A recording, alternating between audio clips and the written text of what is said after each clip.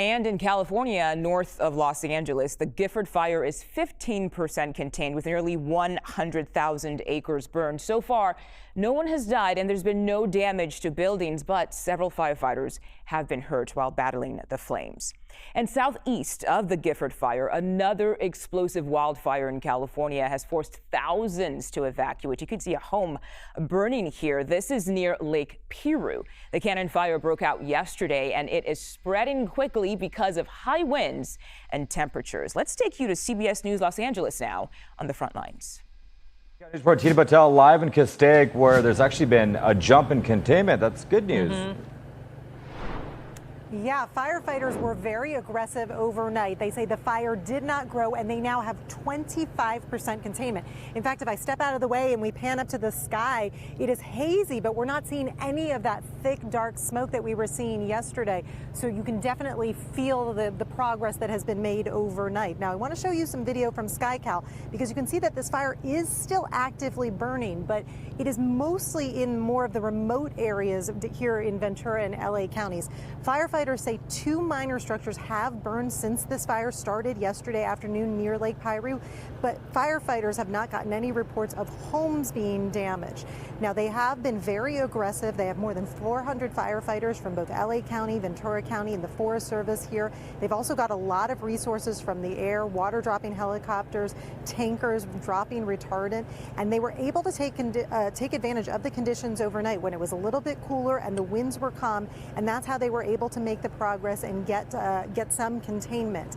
There are still, though, 3,000 people that are in mandatory evacuation zones because there is still a concern about the fire threatening their neighborhoods. We talked to one woman who admitted that she stayed behind, and she said it was nerve-wracking overnight seeing just how close the fire got at one point.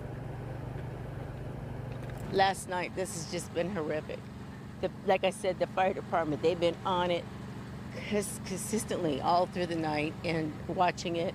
I've been out talking to them multiple times. They were assuring me we're going to be okay.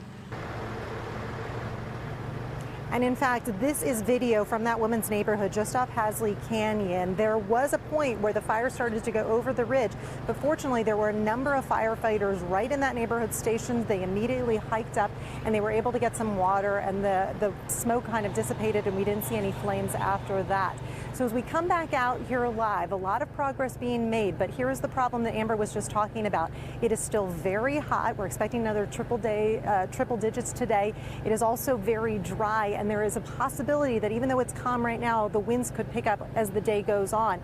And that's why firefighters say these mandatory evacuation orders are going to stay in place for now. They want to see how the conditions are as the day goes on. If they start to get more containment, then maybe they can lift some of those, but they say right now it's just not safe to do that.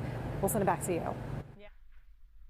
And Zoe and I was just talking about seeing that fire burning there. It's just how devastating that's got to be for anyone who lives near the area, knowing at some point you just have to get out. I mean, if you have an evacuation order in place, listen to it. It's not worth potentially risking your own life.